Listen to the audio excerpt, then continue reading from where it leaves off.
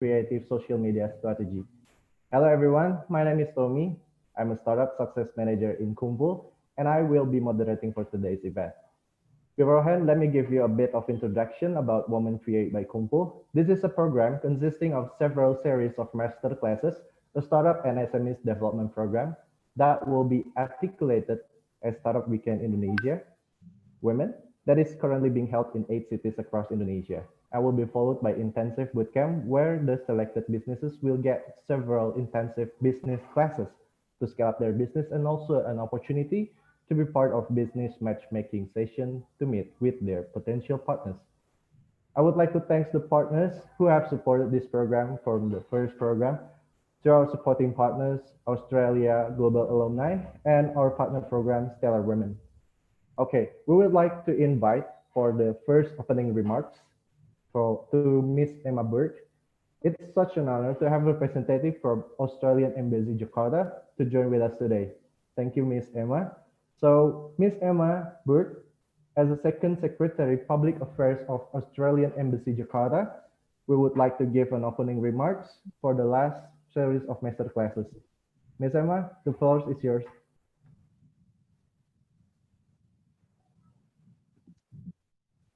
Terima kasih, Kak. Halo semuanya, kenalkan nama saya Emma dari Kedutaan Besar Australia di Jakarta, tetapi Anda bisa memanggil saya Kak Emma. Di Kedutaan Besar Australia, saya bekerja sebagai sekretaris kedua di bagian sosmed dan diplomasi publik. Jadi saya sangat bersemangat untuk sesi hari ini. Pertama-tama saya ingin mengucapkan terima kasih kepada tim KUMPUL yang telah menyelenggarakan Masterclass hari ini yang saya yakini akan menjadi sesi yang fantastis dan sangat informatif hari ini. Terima kasih juga kepada Mbak Sarah Moran dari Geek Girl Academy dan Mbak Olia Halimatus Sadia dari Girls in Tech Indonesia yang telah berbagi pengetahuan dan keahlian Anda yang luar biasa dengan kami semua. Thank you, KUMPUL and Mbak Sarah and Mbak Olia for including me in today's masterclass. I'm really looking forward to your presentations and applying some of the practical tips and knowledge that we're going to learn today in my job in Jakarta. I'd also like to thank the speakers from our 4 previous WomenCreate masterclasses for being so generous with your time and knowledge as well. I hope you've all benefited from the Australian Indonesian business expertise that these masterclasses have and continue to provide. Working in the digital space has been a passion of mine for many, many years now, and I've been so lucky to work in digital media and communications in Australia and now here in Indonesia, which is one of the social media and e-commerce capitals of the world. Having spaces like WomenCreate available certainly helps me to learn and grow, as well as to connect with other women in my field of work, which is so valuable to our careers as we progress together. It's also wonderful to see so many women entrepreneurs and creatives coming together in one place to learn from each other, to share ideas and to collaborate. Both Australia and Indonesia are home to so many fantastic female-led enterprises, and through activities like WomenCreate and Australia Awards Indonesia, and through Australia and Indonesia's broader shared focus on digital and creative economies, we're really forging stronger and deeper ties each and every day. It's also fantastic to see our alumni building this kind of momentum and driving change and bringing more women leaders into the focus. COVID-19 has really reshaped the way, or all of our lives in really unprecedented ways, but it's also accelerated digital change. It's forced many millions of people to embrace the digital space who may have felt unsure about it or left out beforehand. I mean, even us meeting virtually here today is a really great example of how digital technology and tools are helping to open up new opportunities for us to stay connected and continue to learn, explore, and build our careers during what's a pretty challenging period. Australia is a really big supporter of Indonesia's creative economy, and our strong relationship with Bekraf and our MOU on the cooperation in the field of creative economies is just one of the many examples of how Australia and Indonesia are working together really closely in this space. Both of our countries have also signed a new Comprehensive Economic Partnership Agreement, ISEPA. This agreement provides both of our countries with a platform to really advance our business incubators and nurture skills exchanges, and also invest in ecosystems that protect the creative rights across all of our cultures. And most recently, and what I think is most exciting at the moment, the collaboration that's happening between our two countries, and probably for many of you in Bali and Denpasar in particular, is the recently signed Sister City MOU between the City of Perth in Australia and Denpasar. This MOU supports closer creative collaboration across technology development, business incubators, and skills development. It leads a way for creative people like all of you here today to connect your ideas to economic opportunities, which is really exciting for us. I think perhaps one of the most encouraging aspects of this Sister City MOU from my perspective is looking at how inclusive the creative economy can be and all the opportunities that are available to us, particularly for informal workers and for women. In Indonesia, almost 55% of the creative workforce are women, and it's really exciting to hear so many entrepreneurial Indonesian women are taking full advantage of technology and using it to connect with their customers and markets across Indonesia, but also across the world.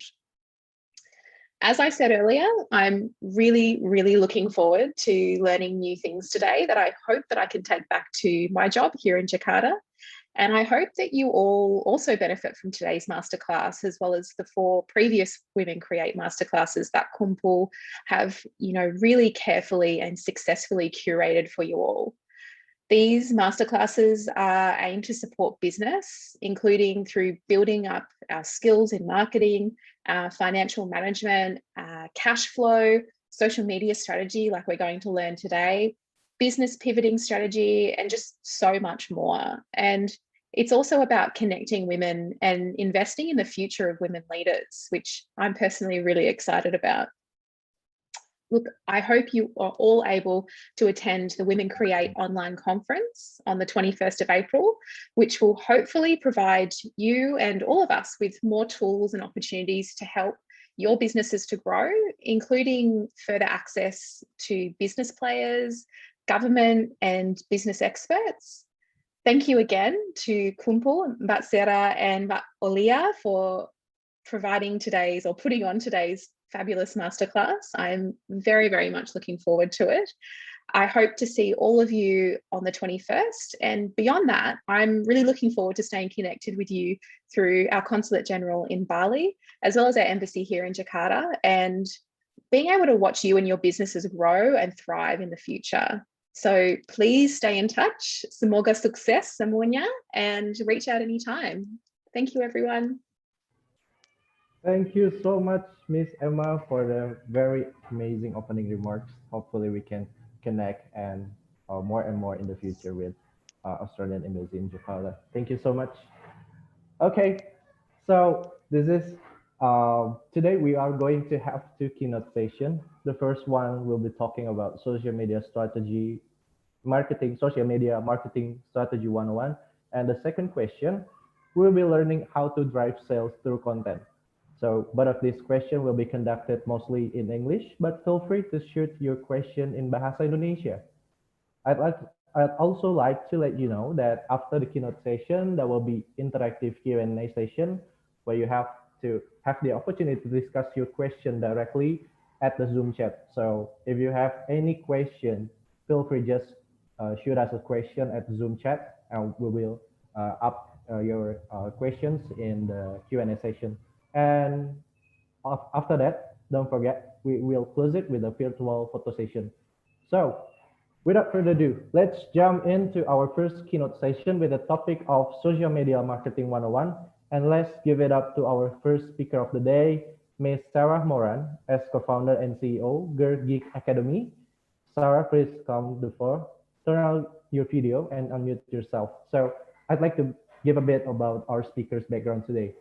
So, Sarah Moran is the CEO and co-founder of Geek Academy, a movement to help inspire 1 million women into technology by 2025. She has also established Geek Academy in 2014 alongside with her full fellow as a place to learn, connect, and inspire change. And in 2018, Sarah won the AGL, Australian Women's Weekly Women Future Award in the Entrepreneur and Business category and was awarded by the QUT Young Innovation and Entrepreneurship Alumni Award. Sarah is also a finalist for Cosmopolitan Woman of the Year. Hello, Sarah. Welcome. How are you doing, Miss Sarah? Good. Thanks for having me. It's Easter here, and I've just got my hair done, and I was running from the hairdressers, so I was a touch late. I apologize. The hairdresser is my sister, and she was taking her liberties with doing my hair. But anyway, but it's so great to be here and lovely to connect with you all. I'm just going to try and share my screen, but I think I can't do it at the moment. So whenever you want to hand over the reins, I'm ready to go. Oh, there we go. Great. All right, Sarah, the time is yours.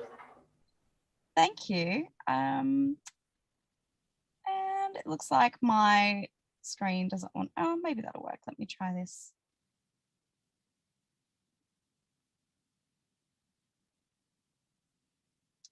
Okay, so it looks like Zoom doesn't want to let me share my slides, but I'll just approve the security settings. In the meantime, while I'm making that work, so to give you a bit of background on me and my world, in Australia, I was one of the first ever social media people to work full-time for a company. And so coming out of university, I studied journalism and I took on the role as the first social media manager for Virgin Australia. And Virgin is one of our two major airlines in Australia. And so one of my first jobs out of university was to tweet as a plane. So that was quite an adventure for me. And I then went on to represent Tourism Queensland and work in their digital and social media teams.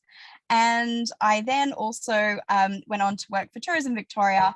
And I used to be Melbourne on Instagram, Twitter, YouTube, and Facebook. So I've had quite the range of social media experience over the last 13 years. And it's been quite a ride and things change every single day. So as I said, if you have any questions, please pop them in the chat and I'll make sure that I will answer them as abruptly as I can. And I'd even like to address the first two questions that have come through is about how it's so hard to generate content and how to know if people are liking it. So for myself, I started on Twitter about 10 years ago. And so now I have heaps of followers. And so people look at people like me and go, oh, how did you get all those followers? But at the start, I felt like you did. I felt exactly like you do in terms of, you know, are people really liking what I'm putting out there? And what I would suggest, hang on, oh, if you could just continue to let me try to share my screen. No, that's not going to work. Instead, I'm going to add links in the chat. So I'm going to do some live conversation with you now and get around this with links in the chat. You'll see my background today is accidentally us launching in Samoa. And the key to social media is making friends. If you think about the purpose of why you're using social media, it is 100% about making connections to drive into your business. So when you start, I would like you to start by thinking about who's the target audience for your business? Who is your ideal customer and what does that look like? So we want to think about who our ideal customer is. At Girl Geek Academy, we're looking to teach 1 million women to build the internet by 2025. And what that means is we have a range of customers. My youngest customers are actually 5 years old and they're children who want to learn coding. And the way that I reach them is through their parents. And so for us, that means that we're on Facebook talking to parents and building communities with that audience on that channel. But my business customers lie on LinkedIn, which is a completely different channel and with a completely different range of content. Our emerging customers are on TikTok. Shout out in the chat if you're on TikTok. I would love to hear from you. And what we're finding is that that is where we have a range of teenage audience, but also, you know, an emerging group of parents who are in that audience as well. TikTok has been great for local area marketing as well. So the way that algorithms work really determine how we're going to address our social media. What I'm going to do is I'm just going to pop a link in the chat here now. And this link is to a woman who I met on TikTok who runs a social media class in Canada. And what she gets the students of this class to do is she challenges them all to create a piece of content that will go viral and be followed by at least 10,000 people. And most people hear about that and they think that is so mean. And I've just sent it to Gitter, but I haven't actually shared it with the whole group. Hang on, I'll just find out how to send the chat to everyone. Okay. So what she does is she teaches you how to actually engineer how to make your content go viral. And the range of resources she's actually got in that list there, you'll be able to follow up as if you were in her class, and you too can create a range of content that could be shared by over 10,000 people across the world. But I'm here to tell you this. If you create a piece of content that gets shared by over 10,000 people across the world, it's probably not very useful for your individual business, because those 10,000 people will be randoms from all over the internet, and they may not be necessarily geared up to buy your product. So I've shared those those links there. So if you want to go viral and you want to feel really, really good about yourself by creating viral content, there is the how-to guide. But that's not what we're going to talk about today. So I'm going to focus on a couple of key ingredients that you need to make sure that your business is setting yourself up to have success, which may include touchstones of social media. Can you let me know in the chat if you have set yourself up with an email database and if you capture people's emails at the moment? In the chat, haven't done it. Put your hand if you have or haven't done that yet. So that's one of the first things that we need to cover before we even think about whether we're going to create content for Instagram or anywhere else. And the reason is that despite all of these amazing platforms that we're all on being created, the absolute fundamental tool that we still have is email marketing. Now, as you're growing your company, you can start with a number of different email platforms that will give you free free sign-up forms to be able to put on your website or wherever you are. And so it's fundamental to capture people's emails because everyone has it, and you can email for free to your heart's content. One other thing I'd like to share is that if you don't have a website, which may also be seen as a free ingredient, there is, if you could click on that website there, it's called Linktree. And that's actually the quickest way for you to now start a website. It's literally just setting up key links that you need. So here, sign up to my email. Here, follow me on Instagram. Here, send me an email and connect with me. So if you haven't got, put your hand up if you haven't got your website set up yet. If not, Linktree is one of the free ways that you can start and get ready to go literally while we're on this call if you feel like it. And so starting off with these key fundamental places is where you think of it about building blocks for beginning to build your house and then being able to welcome people in. So a website is key, as is the email marketing. Then we think about how we want to connect with others. And as I mentioned, if you want to go viral, feel free to read that little how-to guide up above there. But what we actually want is to connect with our customers. And at Girl Geek Academy, as I've mentioned, we have a range of different customers and we meet them where we're at. But before we even think about what that looks like as a company, we think about who is doing the connecting. So a number of people, when they start off, they think, I'm going to build a brand and it's going to look amazing and the brand will connect with people. But when we think about who we're actually connecting with online, that's really dominated by us as a person. And so we have to think about our personal brand. Now, I want you to type in the chat if you are absolutely uncomfortable with the idea that people are connecting with you on social media. Because what I think we see happen quite a lot across the world is that we have a number of people who hide behind their brand. And at Girl Geek Academy, we don't do that. We've got 5 co-founders and we make sure that we all have brands that are as strong on social media as the company itself. Because when people want to talk, they often want to talk to a person, and that becomes super, super important. I'll realize this is probably quite challenging without slides. So if you have any questions, please jump in. I'm just going to try and share my screen again and see if we can jump in. But I think the privacy settings for some reason are not going to let me do so. So I do apologize. No,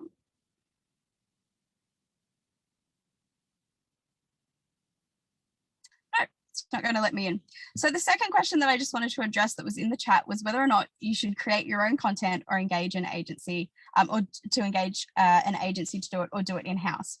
So the first thing I would recommend is that you really think about how you're going to develop your platforms for yourself, which is why your personal brand becomes really important.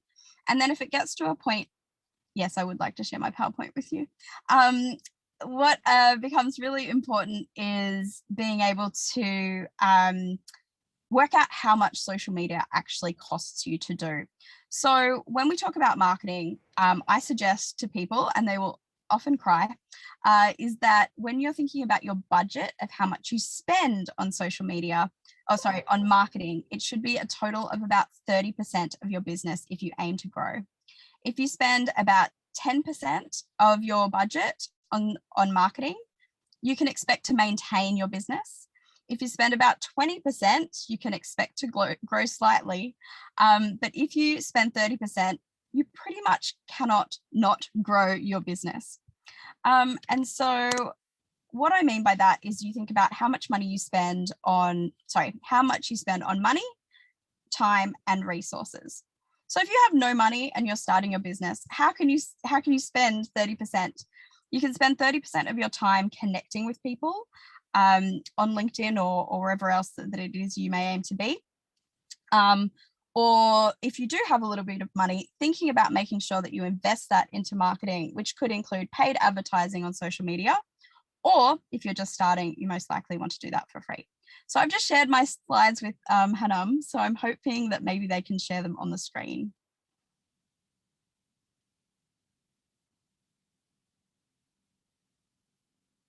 Soon. Okay, great. So if we haven't got any questions in the chat, I'm aware that my time was due to finish at about 4:30, so it may actually be easier to come back in the FAQs if we'd like to hand over to the next speaker. Would that be a good idea, Tommy? Sure. Anyway, our team already got the content, and we'll be try to share the screen very soon. Is it okay if we can wait? Yeah, you can. I just don't want to make it awkward for everybody. If anybody does, here we go. Great, thank you.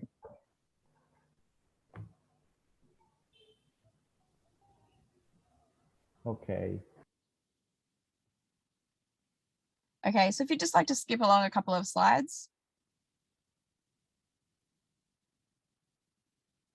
So as you can see, so for those of you who don't know who Girl Geek Academy are, we have built a brand in Australia. So if you haven't heard about it in Indonesia, fair enough, we haven't really got there yet.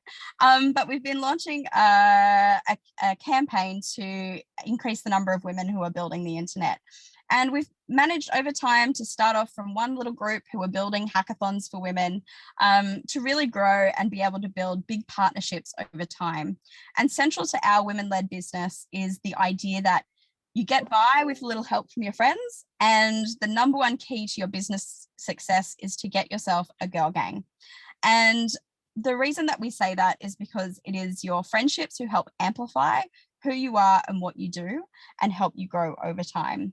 So when we started, we were very, very tiny, but now you can see by our range of clients, we have clients such as Microsoft, Nintendo, and a range of other big tech companies who help us grow and achieve our mission.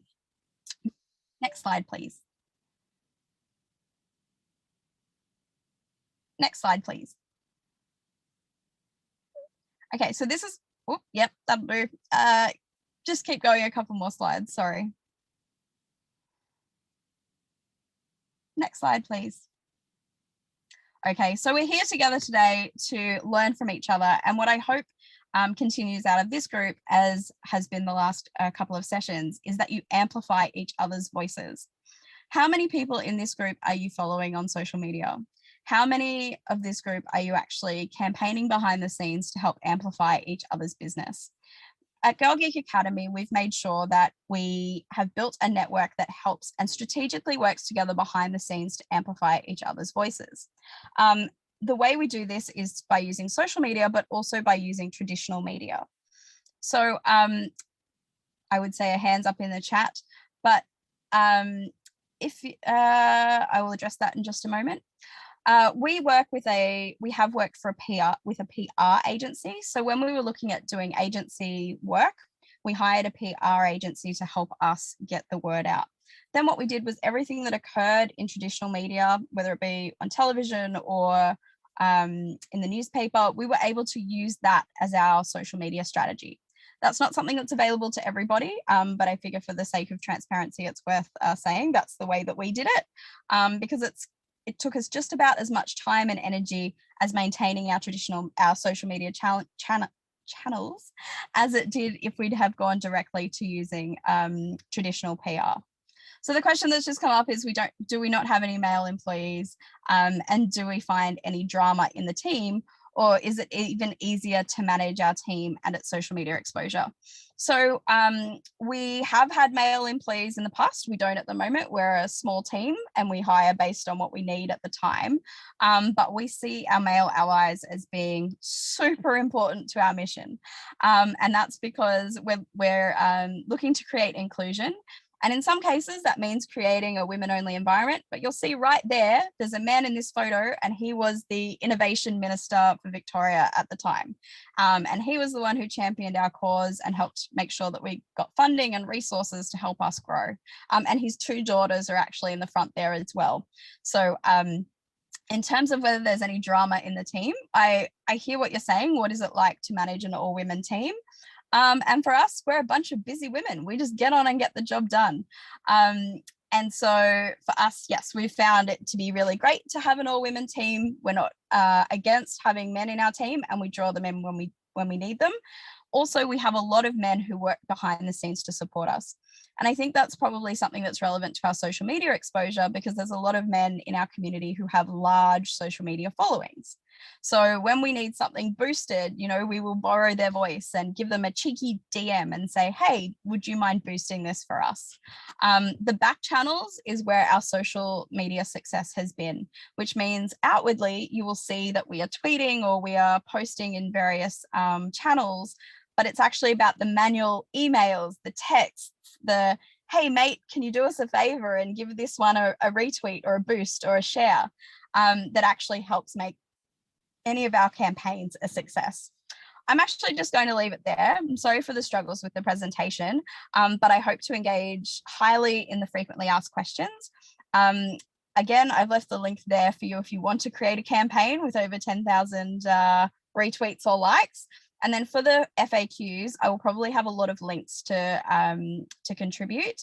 And then hopefully that we'll be able to continue the conversation after the presentation today.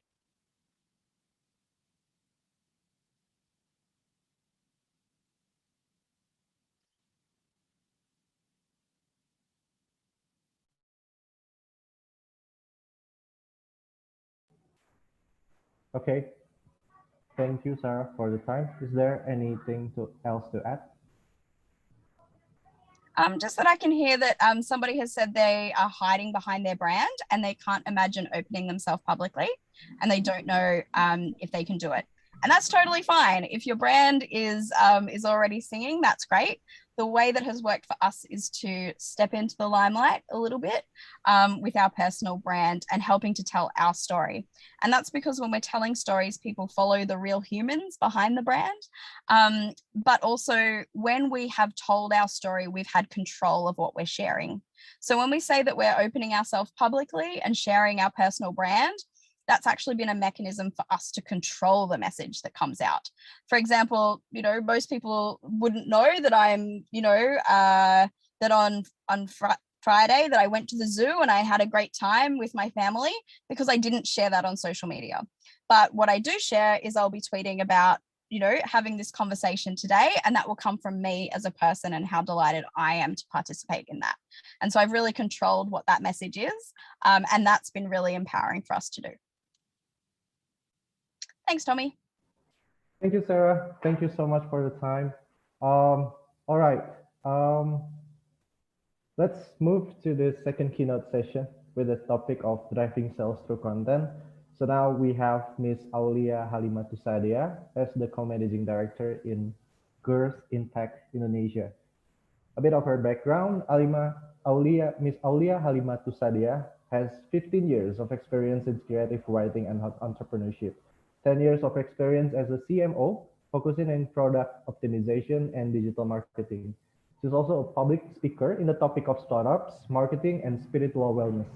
She's a writer of more than 32 books, from novels to how to book, and share her insights from time to time on Medium.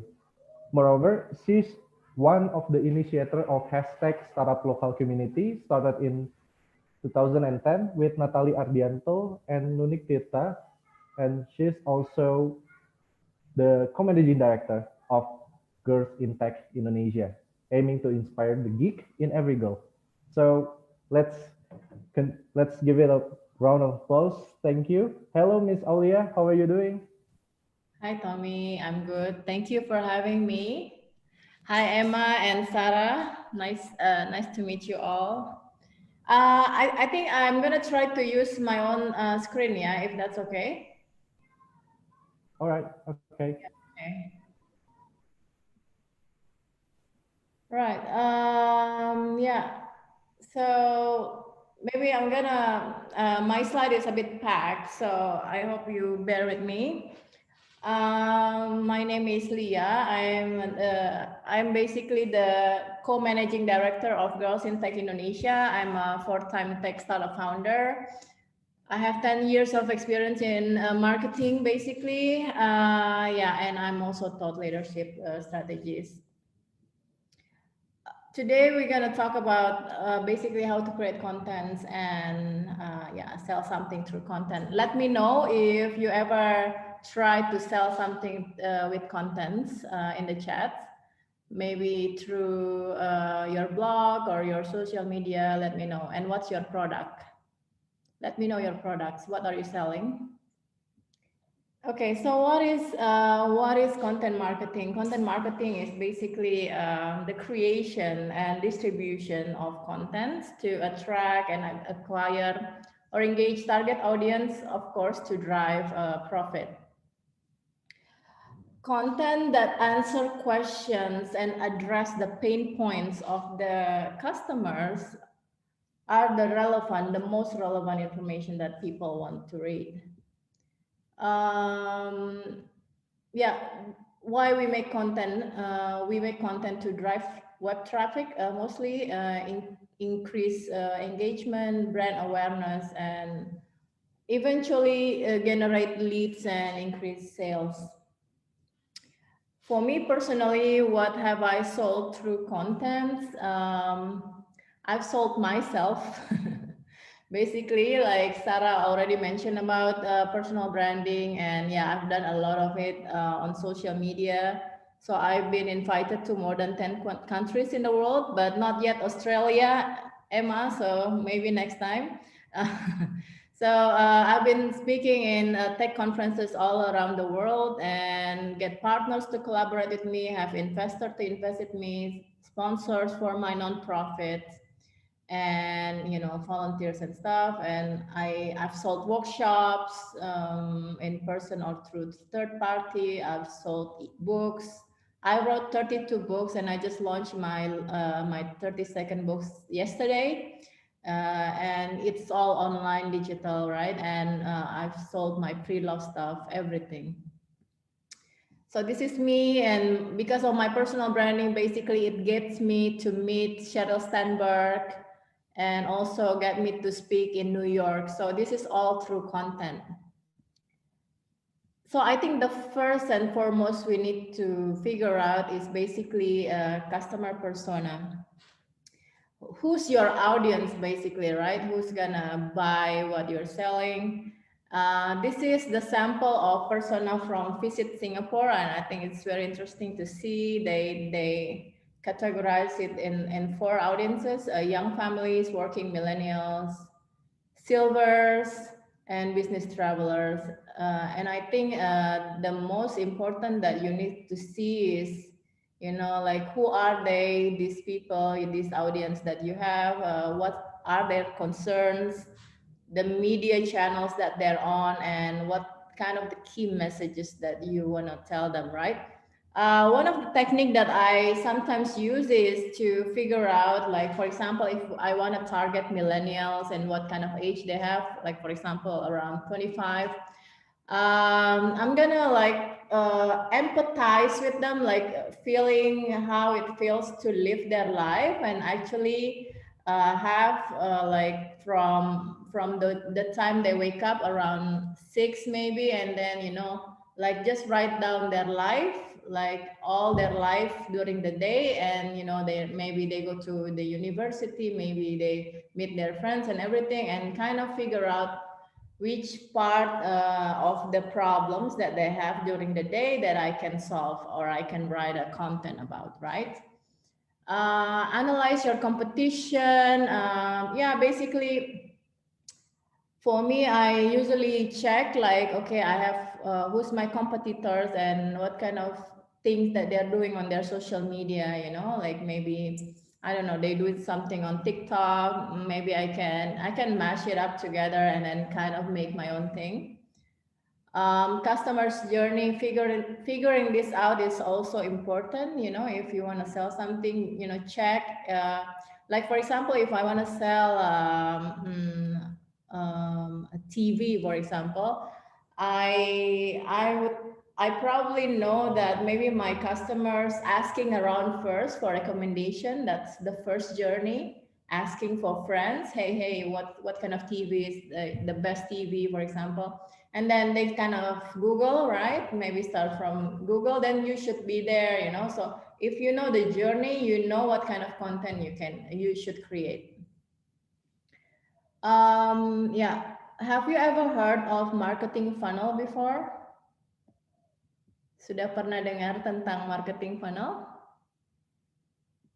So, marketing funnel ini ada yang udah, ada yang belum ya. So, basically, how do you explain? So basically, there's stages, right?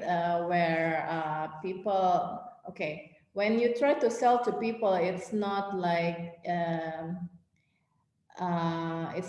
you come to a person, for example, and then abruptly offering, water, or to sell water, whatever, right? Or maybe you can, but maybe something that is more expensive, you cannot just do that, right? So you kind of want to warm them, you want them to get to know you first, and then you can sell them things, right? So this is the funnel. So you start with awareness, usually free contents, you can give them social media posts, blog posts, podcasts, whatever, free. And then maybe if you want to give them more information specifically about something relevant related to your product, but it's not about your product. So you can give, for example, free tips on how to lose weight, for example, right? And then they can, like Sarah said, put their email, and you get their email to further upsell them in the conversion funnel, where you can start to sell them your product, give them discount, whatever that you want, right? So my strategy usually to create a top campaign with specific key message, and after that build content pillar based on those funnel user-generated content, because yeah, it's quite fun and easy to do.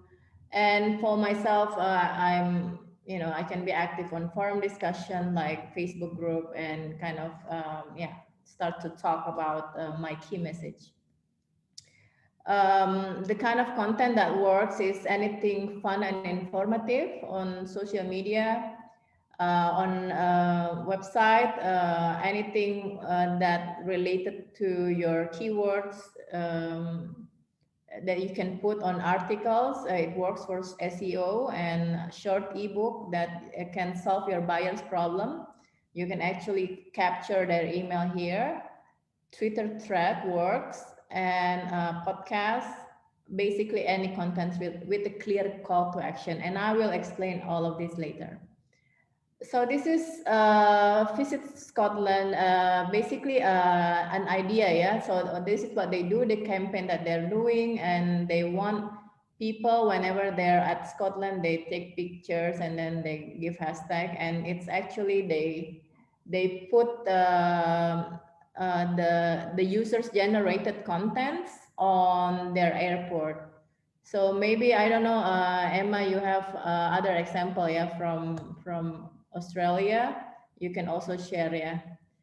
But yeah, so that's the kind of sample on user generated content. So how to create content that sells? Basically this, yeah.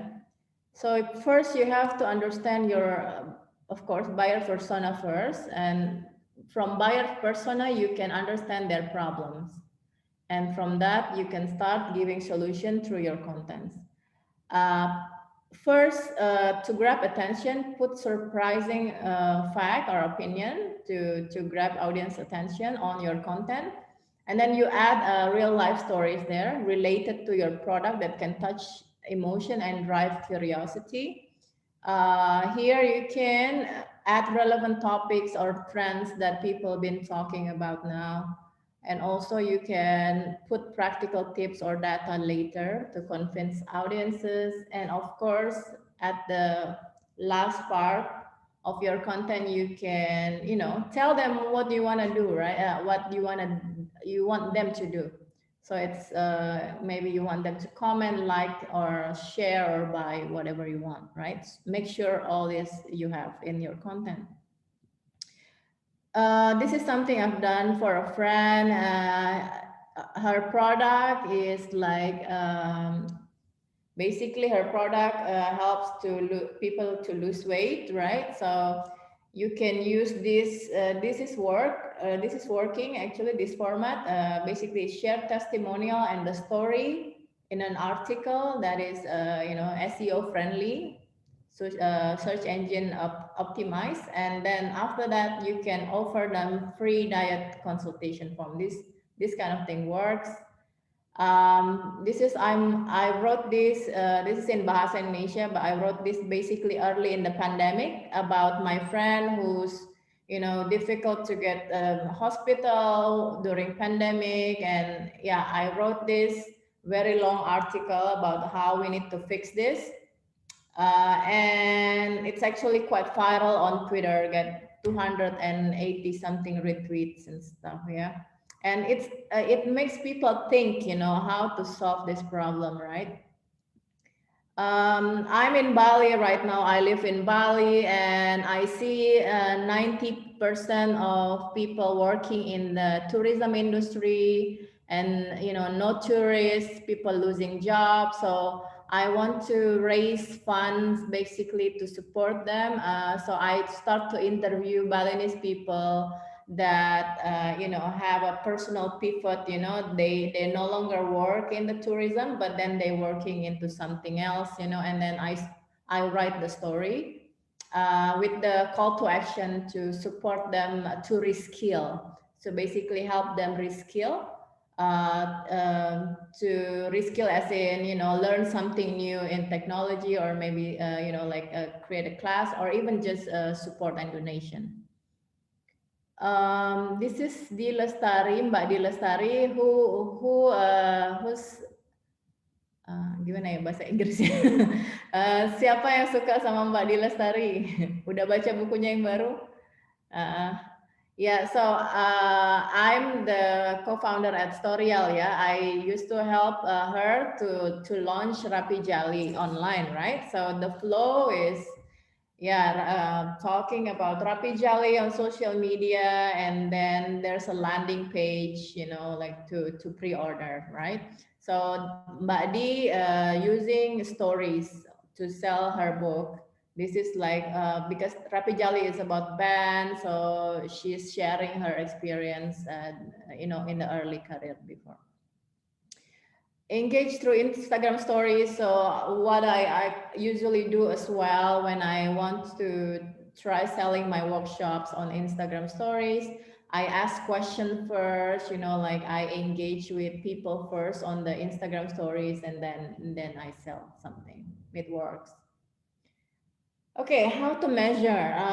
First, you have to make sure that you have one North Star metrics that you wanna actually measure. You know, something like, for example, before the sales of a book, I want to capture the sales, the count of the landing page, like how many people come to the landing page, and that's my North Star metrics. But other than that, you can, you know, there's a lot of things you can measure.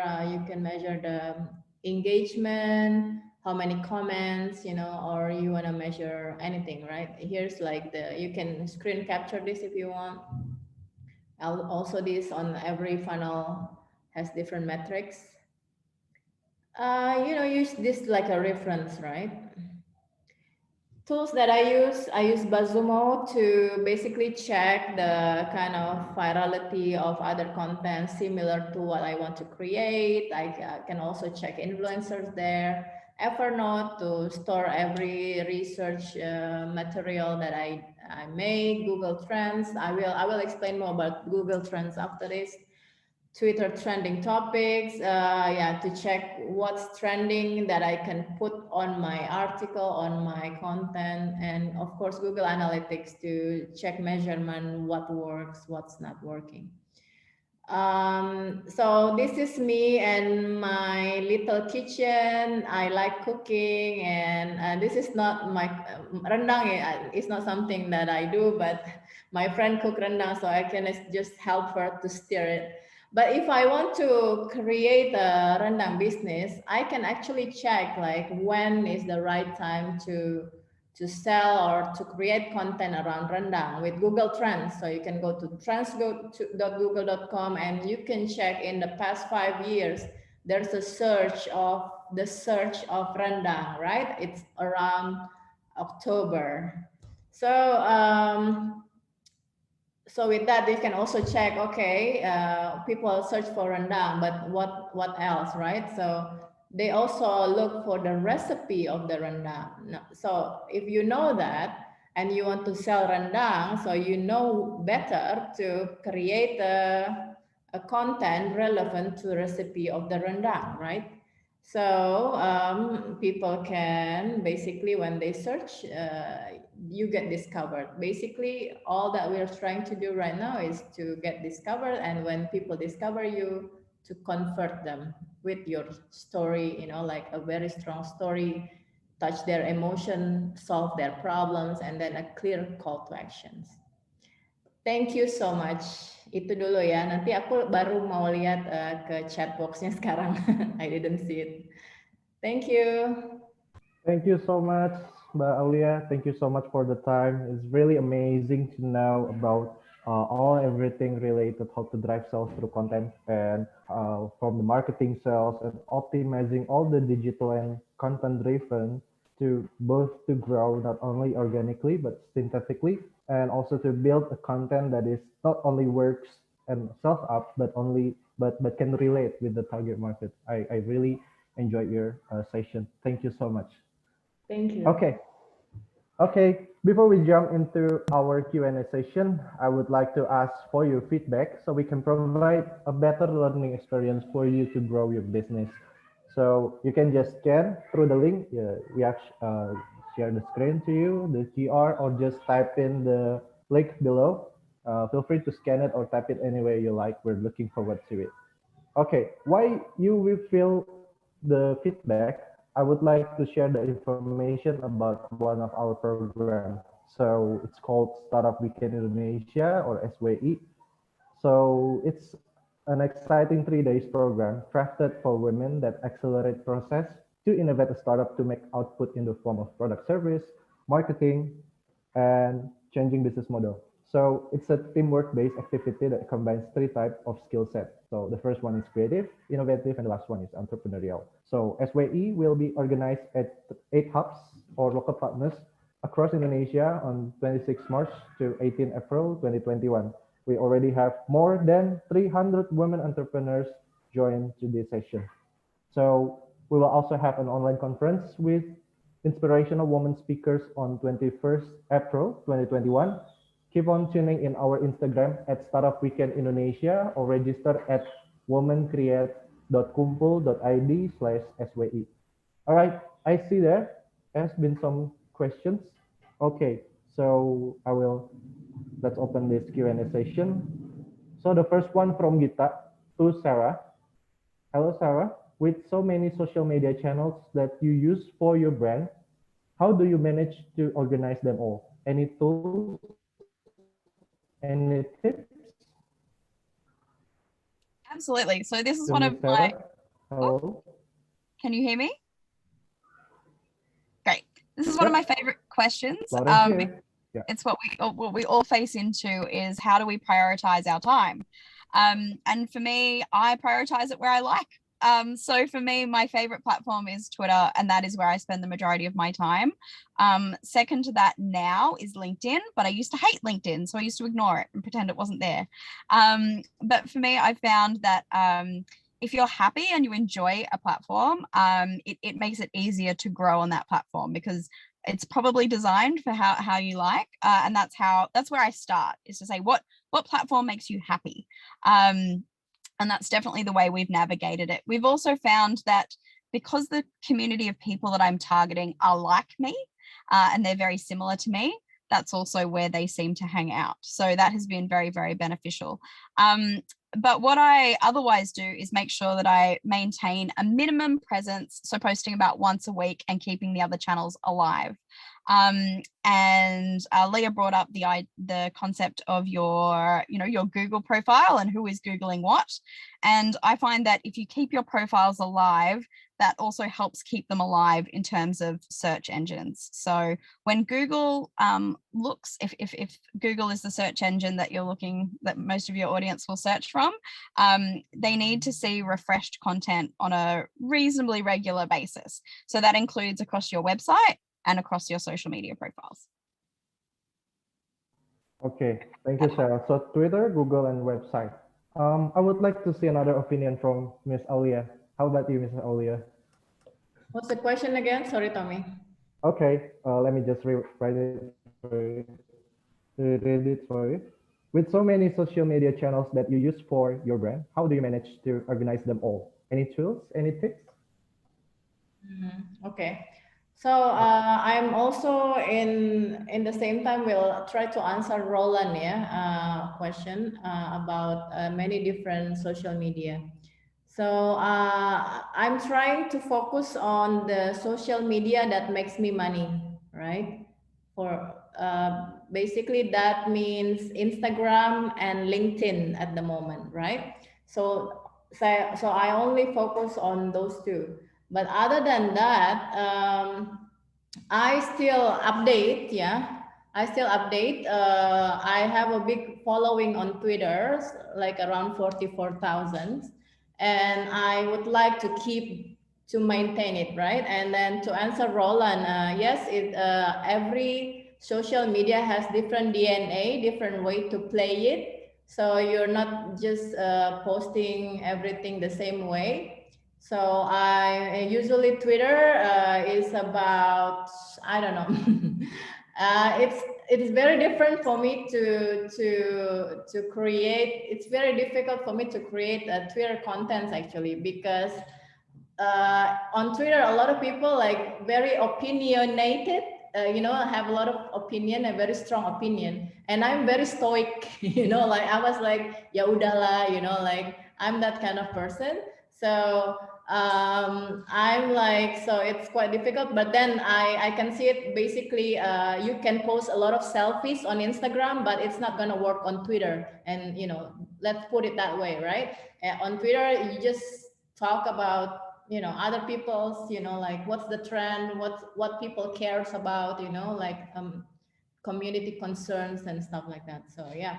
So if you ask me how do I manage my time, I think for me it's very intuitive. For some people, like doing one-time content for the whole week works. For me, it's very intuitive. For when when I have time and I have the urge to do it, I'm doing it at that moment and focusing on those two that I told you about, Instagram and LinkedIn. Other than that, really on my personal pace. But yeah, I actually recommend you, if you can, maybe on weekend, just spend 1 to 2 hours to kind of compose what you're gonna post for the whole week, and if you don't have time, right? Yeah. Okay, fantastic, Miss Alia. Okay, this one is for Miss Alia too. This is from Roland. Okay, so the question is, empathy is the term that almost everybody use because of COVID-19. And speaking of which, compared to TVZ, content can be utilized to show empathy to targeted audience. But the challenge is that every social media platform has its own DNA. So my question is how to create content that aligns with each platform DNA and of course still provide solution for the audience. This question is for Miss Alia. Yeah, I already answered that. Okay. Okay. Okay. Is there anything more to add or to adjust, or is it clear? So the next. I hope it's clear for Roland, and maybe we can have a personal discussion for the Okay. Very, answer. Yeah. all right. Very cool. All right. The next question is for to all speakers. How do you think about the term from the influencers that selling controversial contents?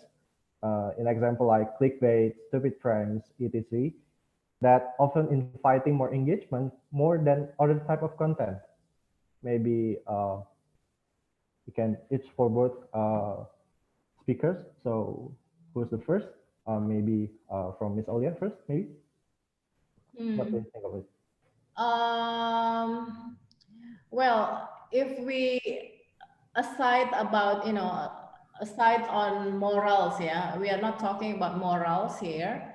Basically, all kind of controversial contents really sell, right? And then of course immediately boost your influence and presence.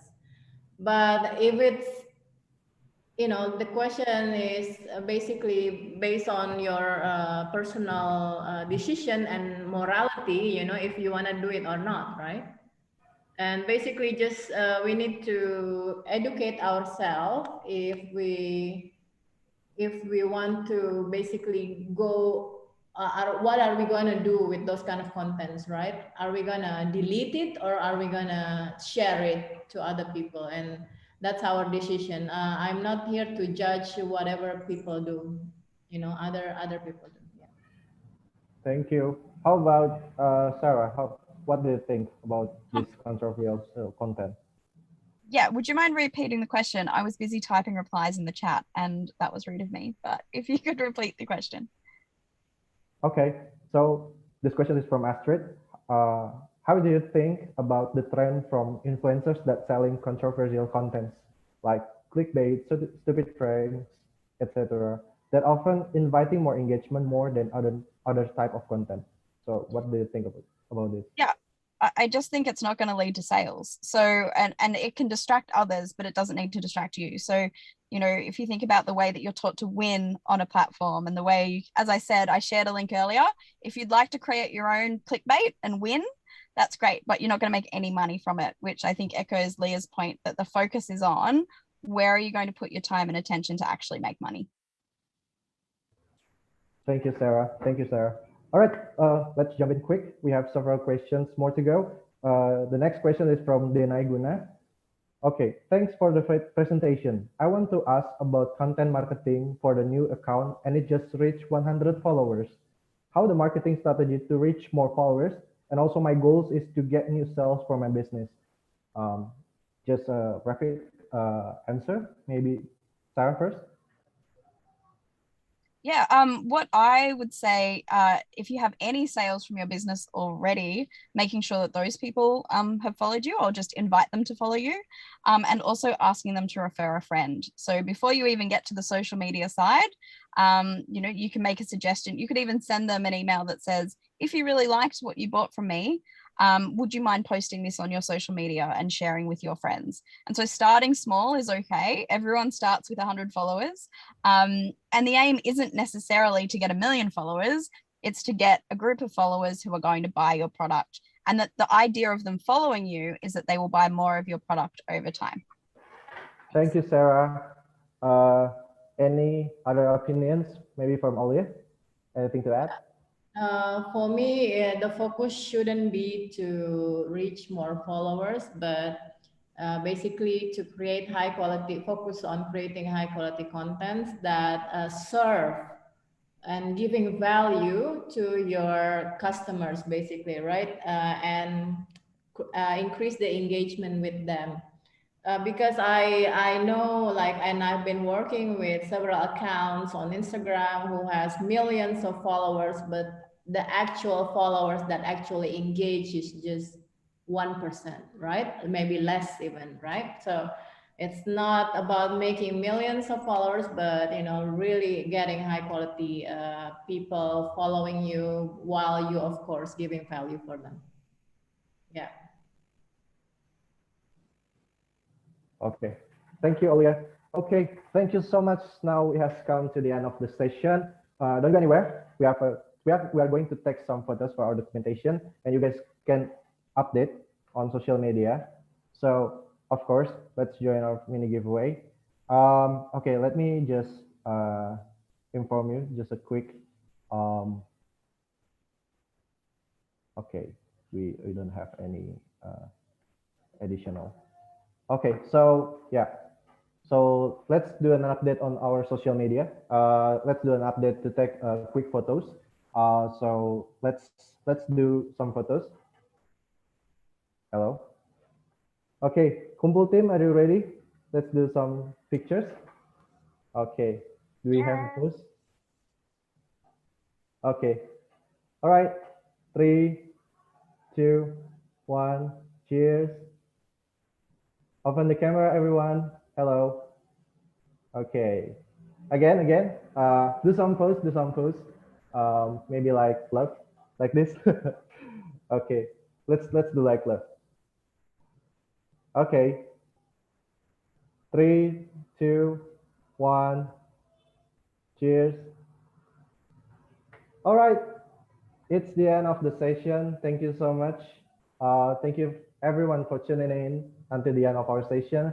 Thank you, Miss Emma Burke. Thank you, Miss Sarah Moran. And also thank you, Miss Alia Halmatusadia, for your time. We highly appreciate it. And we hope that you enjoyed today's session as well. Please don't forget also, again, to fill in the feedback form at the screen at the time, so we can help you grow your business even bigger. Once again, I would like to thank everyone who have helped this program to run, to our supporting partners, Australia Global Alumni, Partner Program, Stellar Women. Thank you so much. And don't forget to keep an eye on the next WomenCreate series on our Instagram at KUMPUL. I'm Tommy. See you next time. Have a great weekend. Thank you so much. Bye-bye. Bye-bye.